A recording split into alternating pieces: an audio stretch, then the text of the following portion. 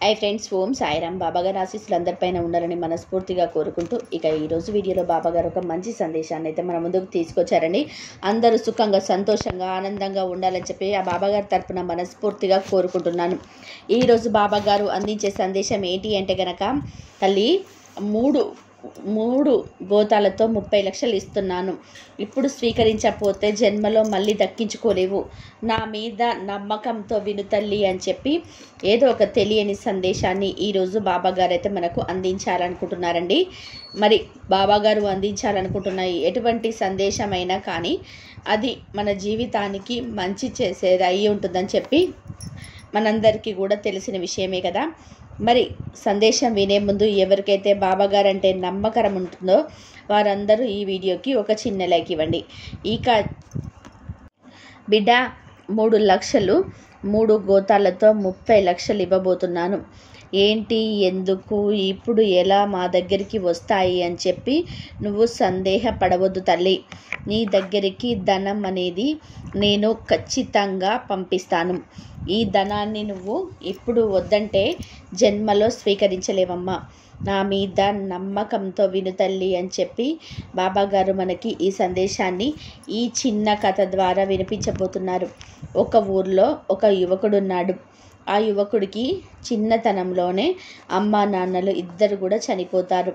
అయితే అప్పటి నుంచి తన కష్టం చేసుకొని ఆ వచ్చిన డబ్బులతోటే తను చక్కగా రోజును గడుపుకొని సాయంత్రానికి ఇంటికి వచ్చి పడుకునేవాడు. కానీ ఇంట్లో ఎవ్వరు కూడా పలకరించే తోడు ఉండక చాలా బాధపడేవి.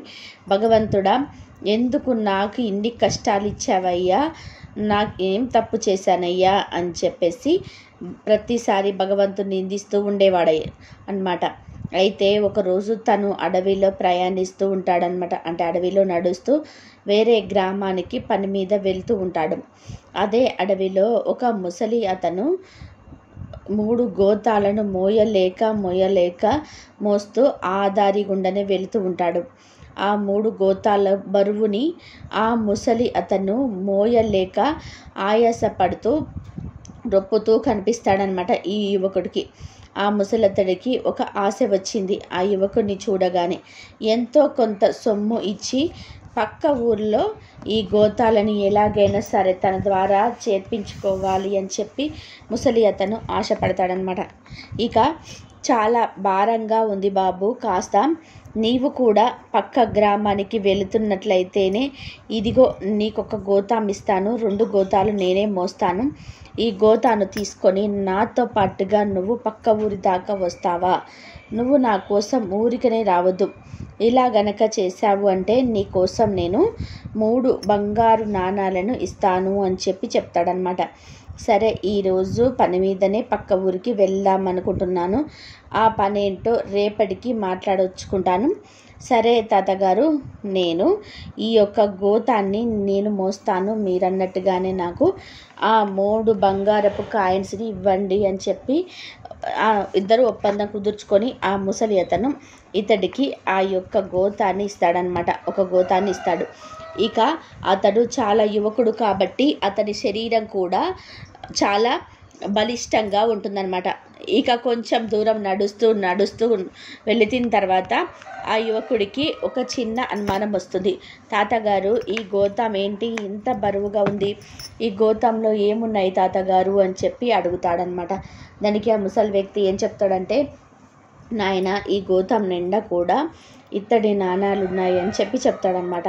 ఇత్తడి నాణాలు అనగానే ఆ యువకుడు ఇత్తడి నాణాలు ఇవన్నీ అని చెప్పి మనసులో అనుకొని, వామ్మో, ఈ ఇత్తడి నాణాలను ఈయన ఇన్ని గోతాలు కేటాయించాడు అంటే గనక ఏదో ఆయన ఇంట్లో పాత వస్తువులు, పాత సామాన్లు అతను ఇల్లు అమ్ముకొని ఏ రకాన ఇత్తడి కాయిన్స్ రూపంలో మోసుకొని వెళ్తున్నాడేమో అని చెప్పి, సరే ఇవన్నీ కూడా నాకెందుకు, ఈ ఆలోచన అంతా కూడా నాకెందుకు, నా యొక్క పని ఏమిటి అంటే ఈ గోతాన్ని పక్క ఊరికి చేర్చడం, దానికి నాకు 3 బంగారు కాయిన్లు ఇస్తాను అన్నాడు కదా, అదే మా ఒప్పందం అని చెప్పేసి నాకు అన్నీ అవసరం లేదు, అనవసరం ఇవన్నీ కూడా అని చెప్పుకుంటూ నడుస్తూ వెళ్తారనమాట.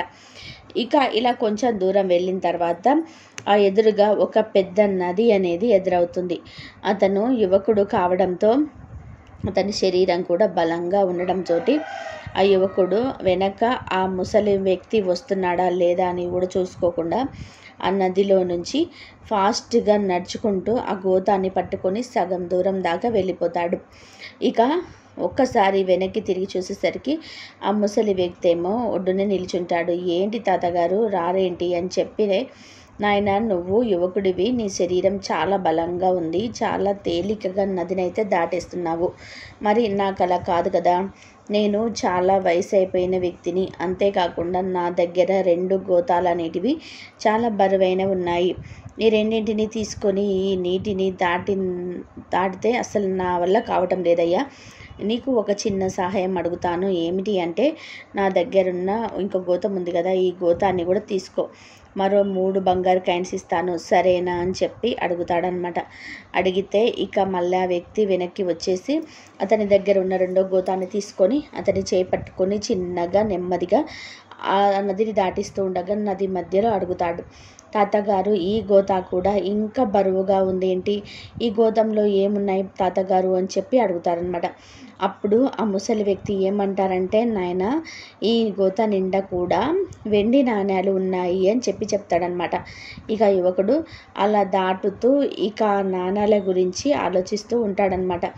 వామ్మో, ఇంత గోతం నిండా వెండి నాణ్యాలు ఉన్నాయా, ఇవి అమ్మితే చాలా డబ్బు వస్తుంది, నేను అసలే చాలా పేదరికంలో ఉన్నాను, ఈ ఇత్తడి నాణ్యాలను వెండి నాణ్యాలను అమ్ముకుంటే కనుక నాకు చాలా ధనం అనేది వస్తుందని చెప్పి మనసులో అనుకుంటాడు.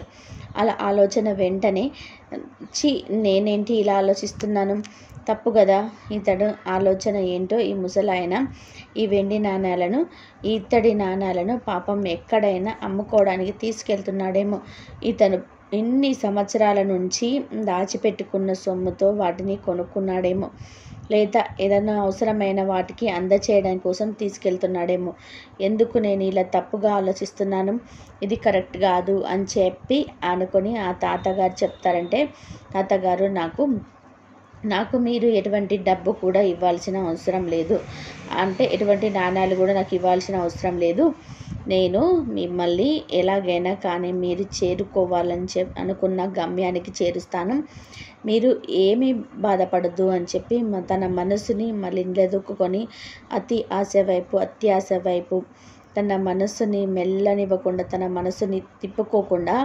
స్థిరంగా ఉండి తాతగారు ఆ మాట చెప్పి మనసులో ఎటువంటి దురుద్దేశము పెట్టుకోకుండా మళ్ళీ తను ఆ నదిని దాటుతాడనమాట. మళ్ళీ కొంచెం దూరం చక్కగా నడుచుకుంటూ పోతాడు. మధ్యలో ఇతడికి డబ్బు మీద, నాణ్యాల మీద ఆశ అనేది వస్తూ ఉంటుంది, మళ్ళీ పోతూ ఉంటుంది. ఇక తర్వాత ఎదురుగా ఒక పెద్ద కొండ అనేది వస్తుందన్నమాట.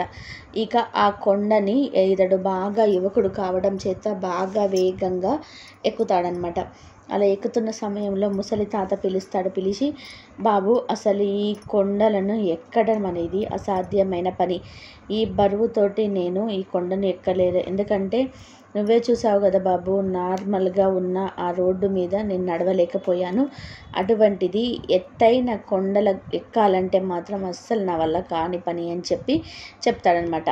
అంటే ఆ యొక్క యువకుడు ఏమంటాడంటే, సరే తాతగారు ఏం చేయమంటారు అని చెప్పి అడుగుతాడనమాట. అప్పుడు నేను ఈ 3వ గోతాన్ని కూడా నీకు ఇచ్చేస్తాను, ఈ 3 గోతాలని నువ్వు ఎట్లాగొట్లాగా బరువు అనుకోకుండా, కష్టం అనుకోకుండా ఈ కొండను దాటించిన ఆయన మరొక 3 బంగారు నాణ్యాలను ఇస్తాను అని చెప్పి నీకు చెప్తాడనమాట. 9 బంగారు నాణ్యాలు ఇస్తాను నీకు అని చెప్తాడు. ఇక అతడు సరేనని చెప్పి ఆ 3వ గోతాన్ని కూడా తీసుకొని అతను కొండని చాలా వేగంగా ఎక్కుతాడు.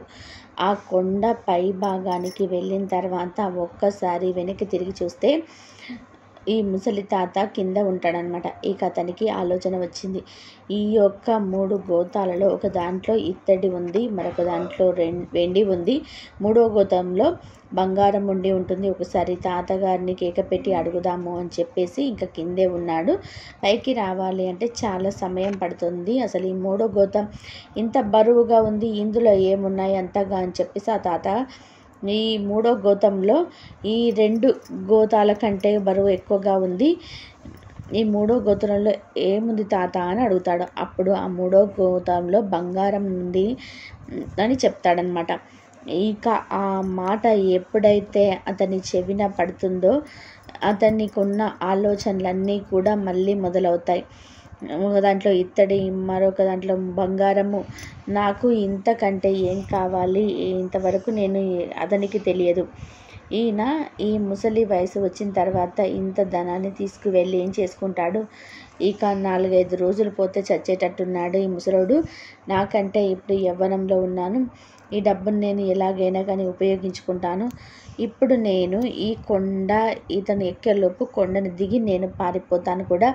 అతను నన్ను జన్మలో పట్టుకోలేడు అని చెప్పి అనుకొని ఇక ఆలోచన మనసులోకి వచ్చి రాగానే వెంటనే ఆ 3 గోతాలను బాగా గట్టిగా నడుముకేసి కట్టుకొని చాలా వేగంగా కొండను దిగి తను చాలా దూరంగా పరిగెత్తుకుంటూ వెళ్ళిపోయి సాయంత్రానికి తన ఇంటికి చేరుకుంటాడనమాట.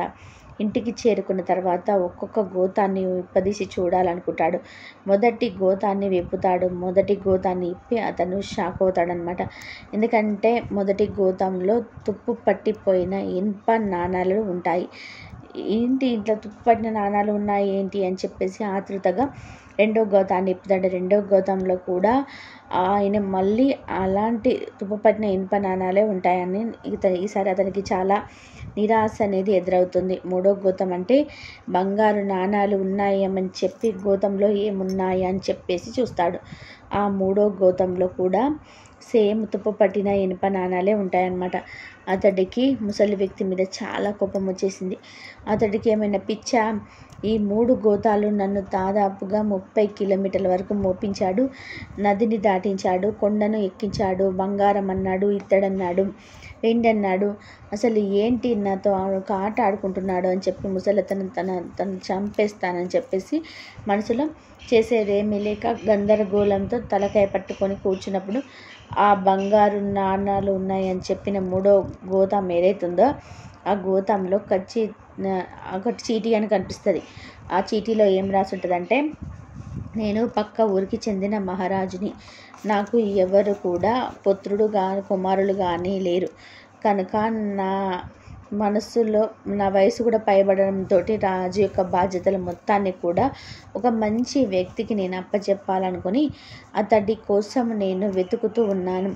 ఎవరైతే నా దగ్గర ఇత్తడి, బంగారం, వెండి ఉన్నాయని చెప్పి న్యాయంగా నన్ను పక్క ఊరికి దాటించాలని చెప్పి అనుకుంటుంటారో వారే న్యాయమైన వాళ్ళు అని చెప్పి నమ్మి నేను కొన్ని కోట్లకు చెందిన రాజ్యాన్ని నేను అతనికి అప్పచెప్పాలనుకున్నాను. కానీ ఎవరైతే వీటిని దొంగలించి మూటలు ఇప్పదీసి చూస్తారో వారు ఎట్టి పరిస్థితుల్లో న్యాయం చేసేవారు మాత్రం అయి ఉండరని చెప్పి రాసి ఉండరనమాట. ఒక్కసారిగా తలకాయ పట్టుకుంటాడు. నా మీద నాకే చాలా చీదరగా అనిపిస్తుంది. అత్యాశగా పోయాను నేను. బాగులు దాటాను, నదిని దాటాను, ఇంకా అన్నీ దాటుకొని సగం దూరం కూడా నేను ప్రయాణం చేశాను అతడితోటి న్యాయంగా. కానీ ఎప్పుడైతే నా మనస్సు అనేది అత్యాశకు గురైందో అప్పుడు నాకు ఈ తప్పు చేయాలనిపించింది. ఇదే తప్పు కనుక నేను చేయకుండా ఉంటే కనుక అతను చాలా మెచ్చుకునేవాడు. ఖచ్చితంగా అతను ఆ రాజ్యానికి రాజును చేసేవాడు. కాళ్ళ దాకా వచ్చిన అదృష్టాన్ని కాలితో తన్నినట్టుగా బుద్ధి అనేది మందగించి నాకు అత్యాశకు పోయి ఈ ఇనుప ముక్కలు తీసుకొచ్చుకున్నాను అని చెప్పి అతడు మళ్ళీ తిట్టుకుంటూనే ఉంటాడనమాట.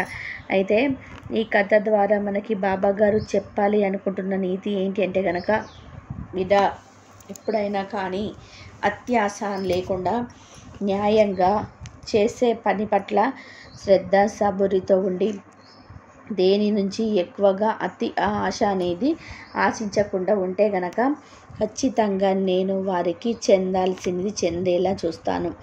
నా దగ్గరికి వచ్చి ఎవ్వరు కూడా నాకు ఇంత ధనం కావాలి, ఇంత డబ్బు కావాలి అని చెప్పి ఎప్పుడు కూడా మంచి వ్యక్తులు కోరుకోరు. ప్రతి ఒక్కరికి కూడా అవసరం అనేది ఉంటుంది. అవసరానికి తగిన పనులు, అవసరానికి తగిన ఖర్చులైతే ఉంటాయి. వాటికి డబ్బు అవసరమైతే ఖచ్చితంగా ఉంటుంది. ఎంతటి వ్యక్తికైనా కానీ డబ్బు ఉంటేనే ఏ పనైనా కానీ చేయగలుగుతాడు, ఏ కోరికలైనా కానీ తీర్చుకోగలుగుతారు. కనుక ఎప్పుడైనా కానీ ఆ డబ్బు అవసరాన్ని బట్టి నేను వారికి సమకూరుస్తాను. నీకు ఇప్పుడు గనక 30 లక్షలతోటి అవసరం ఉండి ఆ 30 లక్షలు అనేటివి నీకు తప్పకుండా ఏదో ఒక రూపంలో సర్దుబాటు అయ్యేలా చూస్తాను తల్లి. కనుక నువ్వు దేని గురించి కూడా ఆలోచించవద్దు, దేని గురించి కూడా ఆందోళన చెందవద్దు బిడ్డ. ఎప్పుడైనా కానీ నువ్వు ఒక్క విషయం చెప్తాను, జాగ్రత్తగా గుర్తుంచుకో. అదేంటి అంటే గనక, నీకు అత్యవసర పరిస్థితులలో ధనం కావాలి అని చెప్పి నీకు ఎప్పుడైతే అవసరం అనేది ఎదురు చూస్తూ ఉంటుందో ఆ అవసరానికి తగ్గ ధనాన్ని నేను నీకు ఖచ్చితంగా ఆ సమయంలో అందేలా చూస్తాను. లక్ష్మీ కటాక్షం అనేది నీ యొక్క జీవితంలో కలిగేలా చూస్తాను. కనుక ధనం గురించి ఎటువంటి తప్పుడు దారులు కూడా తొక్కాల్సిన అవసరం లేదు. కనుక మనిషి ఎవరికి అయితే అత్యాశ అనేది లేకుండా ఉంటుందో వారు జీవితంలో స్థిమితంగా ఉంటారు. ఎప్పుడూ కూడా దేనికి కూడా కంగారు పడకుండా ఉంటారు. ఎవరైతే అతి ఆశకు పోయి తప్పు మీద తప్పులు చేస్తూ ఉంటారో ప్రతి దానికి కూడా వారు భయంతో బ్రతుకుతూ ఉంటారు. కనుక నీకు ఈ బాబా ఉన్నారు అని చెప్పి నమ్మినట్లయితే కనుక నీకు కావలసిన ధనం అనేది నిన్ను తప్పకుండా అందేలా చూస్తాను.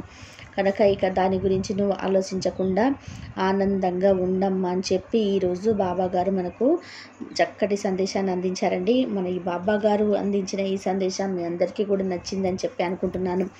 నచ్చింది అనిపిస్తే చూసేవాళ్ళు తప్పకుండా ఒక చిన్న లైక్ అయితే ఇవ్వండి. మొదటిసారిగా సాయిబాబా పిలుపు ఛానల్లోకి వచ్చినట్లయితే సబ్స్క్రైబ్ చేసుకొని సపోర్ట్ చేయండి. మరొక మంచి సందేశంతో మళ్ళీ కలుద్దాం. కాబట్టి ఆ అవసరానికి మనకు తగ్గ ధనాన్ని ఆ దేవుడు ఎప్పుడు మనకి ఇస్తూనే ఉంటాడు. ఆ సమయంలో ఏ సమయంలో కావాలనుకుంటే ఆ సమయంలో మనకు భగవంతుడు ఎప్పుడు కలిగేలా చూస్తాడు. కనుక మనం ఎప్పుడు ధనం గురించి ఎటువంటి తప్పుడు దారిలో కూడా మనం తొక్కవలసిన అవసరం లేదు అని చెప్పి బాబా గారు ఎప్పుడు మనకు చెప్తూనే ఉంటాడు. మనిషి ఎవరికైతే అత్యాశ అనేది లేకుండా ఉంటుందో వారు జీవితంలో మాత్రం స్థిమితంగా ఉంటారు. ఎప్పుడు కూడా దేనికి కూడా కంగారు పడకుండా ఉంటారు అని చెప్పి బాబాగారు ఎప్పుడు చెప్తారు. ఎవరైతే అతి ఆశకు పోయి తప్పు మీద తప్పులు చేస్తూ ఉంటారో ప్రతి దానికి కూడా వారు భయపడి బతుకుతూ ఉంటారు. కనుక ఈ బాబా ఉన్నారని చెప్పి నమ్మినట్లయితే నీకు కావలసిన ధనం అనేది నేను ఇస్తాను బిడ్డ అని చెప్పేసి ఎప్పుడు చెప్తూనే ఉంటారు బాబాగారు. దాని గురించి ఎప్పుడు ఆలోచించకుండా ఆనందంగా ఉండమ్మా అని ఈరోజు మనకు ఈ సందేశం ద్వారా మంచి సందేశాన్ని అయితే అందించారండి. అందరూ బాగుండాలి, అందరిలో మనం ఉండాలి. ఓం సాయిరాం. శ్రద్ధ సబూరి. ఓం సాయిరాం.